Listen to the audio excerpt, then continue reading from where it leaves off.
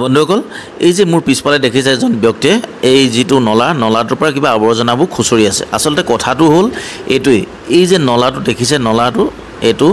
এই নলাৰ এনেকুৱা বহু কিছু আমি সোশ্যাল মিডিয়াত দেখিবলৈ পাওঁ নলা নৰ্দমাবোৰ যি জাম হৈ যায় তাৰ কাৰণে আৱৰ্জনাবোৰে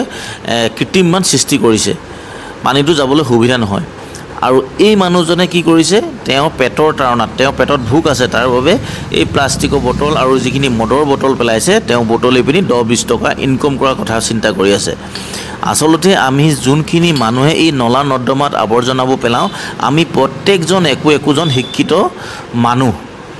আমি শিক্ষিত মানুহকিজনে আসলতে এই ভুল কাম কৰি আছো কিন্তু তেখেতে পেটৰ তাৰণাত তেওঁ সাফাই অভিযান চলাই আছে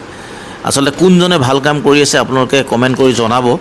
আৰু মই ভাবো প্ৰত্যেককে আমি সতৰ্ক হ'ব হ'ল আমি সুচিন্তাৰে ভাবিব হ'ল এই নলা নৰ্দমাবোৰ যাতে আমি আৱৰ্জনাবোৰ নেপেলাও